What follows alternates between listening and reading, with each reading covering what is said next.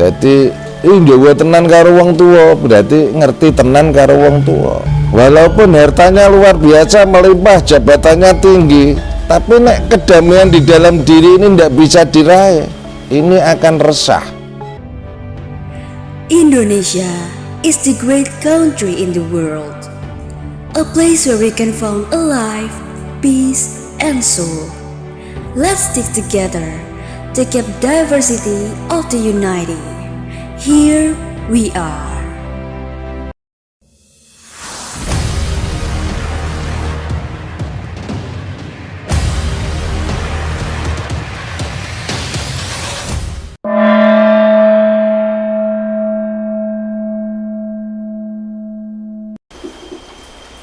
Podo seger waras selamat lur, kabeh kasembadan, sedulurku sebangsa dan setanah air dimanapun Anda berada.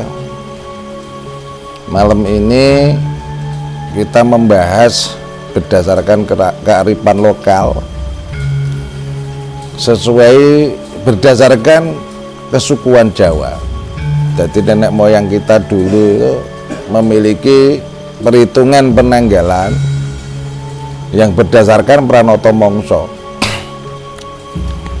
Jadi kalender Suryo diawali hari besar kalender Suryo itu tanggal 22 Juni sampai 1 Agustus. Itu Mongso Koso atau Mangso 1.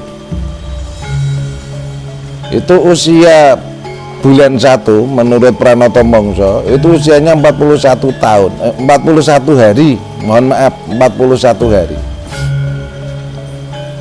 Di situ ditulis Setyo, Setyo itu setia, Sinorowedi. Jadi bulan pertama itu menurut penanggalan Suryo ditulis Setyo Sinorowedi. Itu mengisahkan dalam kehidupan manusia di bulan 1 berdasarkan penanggalan Suryo itu manusia harus setia pada dirinya. Sinorowedi menganggap banyak orang ini saudara.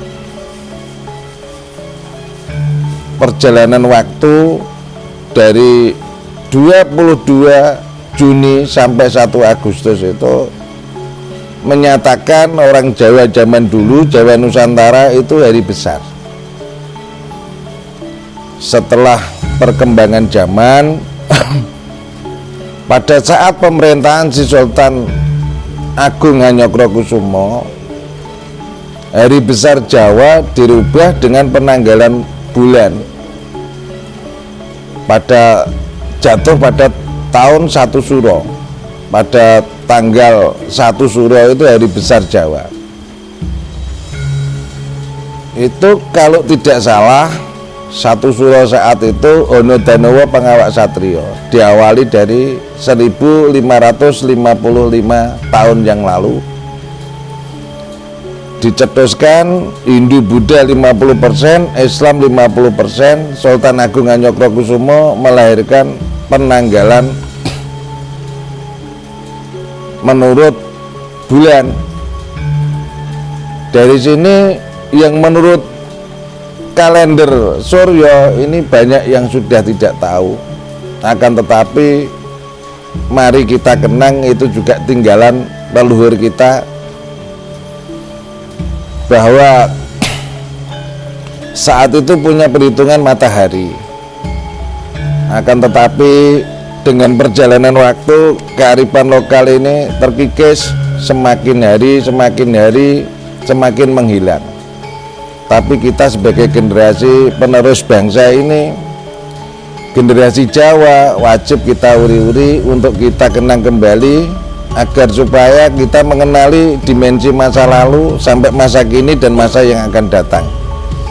Bagaimana budaya yang berada di Nusantara, khususnya di Indonesia ini banyak sekali, ragam, dan terjadi beberapa suku adat, suku bangsa, dan ada beberapa ratus bahasa. Ini semuanya punya hak di dalam kehidupan berbangsa dan bernegara. Akan tetapi orang Jawa ini, waduh, kalau kita pikir itu bahasanya nggak pernah jelas, disingkat-singkat. Jadi orang Jawa ini kadang-kadang menyatakan hari raya Idul Fitri itu, mbah-mbahku itu masih banyak disingkat Rioyo, padahal diambil dari bahasa hari raya Idul Fitri.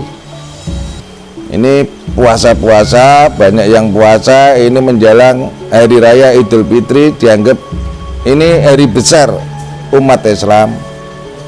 Kita wajib mengucapkan selamat hari raya Idul Fitri, dan semoga semua mendapatkan anugerah dan ampunan. Itu tuh kalau tidak salah kembali, Fitri itu suci. Semoga puasanya umat Islam ini mendapatkan berkah dan semua mendapatkan ampunan dan kembali pada fitrahnya. Ini wajib kita mengucapkan karena juga saudara, hak hidupnya sama. Jadi orang Jawa ini aneh, lidahnya kalau kita pikir ini nggak bisa jelas. Hari raya Idul Fitri, hari raya, tapi di Jawa ini rioyo, riayan. Mungkin sampai hari ini berkembang. Contoh, kalau musim hujan bulan Januari, itu orang Jawa menyatakan apa? Tembaru Cino, padahal aslinya tahun baru. Tapi orang Jawa lidahnya nggak tahu lah, menyatakan Tembaru Cino. Jadi kita juga itu saudara umat Kristen, ya kita wajib mengucapkan selamat Natal dan Tahun Baru.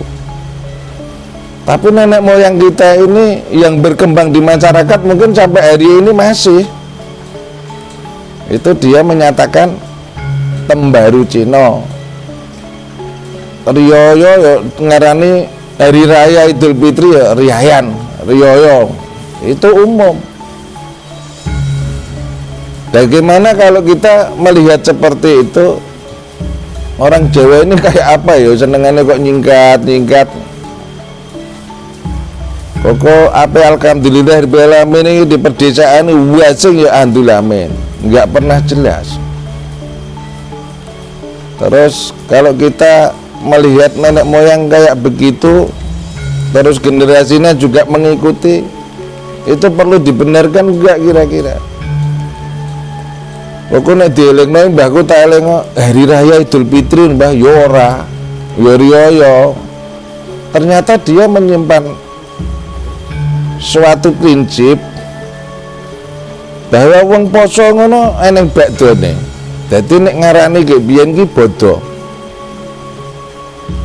Mosok wong poso ora eneng bakdane. Disebut banyak orang iki bodoh.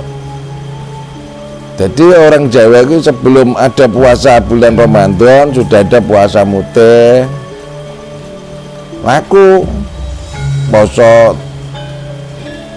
nawar, polo pendem, poso bisu, sampai eneng poso edan, poso bento, morak marik gluyar gluyur. Apa tujuan puasa orang Jawa saat itu? Dia dinamakan sirik. Jadi sirik itu menjalankan larangan. Jadi jauh dari larangan, hindar dari larangan. Yang sirik, yang musyrik itu dihindari dengan puasa. Jadi hari ini masih banyak orang Jawa ini menyatakan hari raya Idul Fitri itu dinyatakan bodoh. Wayah bodoh-bodoh kok ngarit. Karena berawal dari puasa. Puasa itu ada batasnya 30 hari eneng bakdane. Jadi melakukan puasa orang Jawa ini saat itu tidak jelas lah apa tujuan dan maksudnya. Setelah kita telusuri melalui Sastra Jendra Ayunenggrat Pangruwate Diyu, semua yang dinamakan puasa itu prihatin. bagaimana cara mereka untuk mendekatkan diri kepada keilahian. Jadi dijalankan atas dasar realitas kemanusiaan. Mungkin di dalam diriku ini kelebihan, hormon, hawa nafsu saya kurangi. Jadi puasa di Jawa ini artinya menahan diri. Wong Jawa muni meper pakartine hawa nafsu. Ojo sampai pisan-pisan ngumbar pakartine hawa nafsu. Jadi di Jawa ini sebenarnya Jawa ngono, arti dari kalimat Jawa iku ngerti. Jadi Jawa tenan karo wong tua, berarti ngerti tenan karo wong tua. Maaf, bukan orang Jawa ini etnisnya atau pulonya, bukan. Jawa itu yang memahami arti rasa kemanusiaan, memiliki belas kasih kepada siapapun. Jadi orang Jawa itu rata-rata yang dicapai adalah kerukunan, gotong royong. Masalah yang lain itu diangkat bareng-bareng. Jadi Jawani itu memahami arti daripada kemanusiaan. Jadi sekalipun lahir di Jawa, sukunya suku Jawa, akan tetapi tidak mampu memahami arti dari kemanusiaan itu sendiri, ya, tidak bisa dikatakan Jawa. Jadi Jawa ini pemahaman dari pengertian, yang mana mulai kita kecil itu sudah dididik dari duduk bangun. Nenek moyangku kalau mengatakan apa itu? Hu'ilah, berdirilah menuju Tuhanmu. Jadi masuknya hawa napas ini selalu mengingat Tuhan. Ini orang Jawa mengajarkan mulai dari duduk bangun itu hu'ilah, hu'ah. Jadi di situ diterjemahkan kita dididik. Jangan sampai di dalam kehidupanmu tidak mengenal Tuhan, tidak percaya Tuhan. Tuhan satu-satunya perlindungan, Tuhan satu-satunya harapan. Maka wong Jawa itu selalu ngajak barokah. Jadi di dalam pekerjaan orang Jawa ini menyadari keragaman ini. Akan tetapi orang Jawa juga sadar ketika kita mendapatkan upah itu tetap tidak lepas dari pikiran, tenaga, selalu berkarya, bekerja. Jadi pekerjaan ini utama. Jadi kerja ini harus. Dan orang Jawa nggak pilih-pilih. Yang jelas bisa ngatur. Walaupun rezekimu itu sampai ratusan juta, kalau nggak bisa ngatur ya kurang. Tapi walaupun sedikit, tapi bisa ngatur. Jadi orang Jawa ini terkesan sing digoleki tentreme batin, tentreme ati. Raketang mangan sego telo, sego menyo, lawai wa asin, tapi mungkin tentrem, ayem, damai, nggak ada masalah. Ketenangan yang perlu dicapai. Walaupun hartanya luar biasa, melimpah, jabatannya tinggi, tapi nek kedamaian di dalam diri ini tidak bisa diraih, ini akan resah.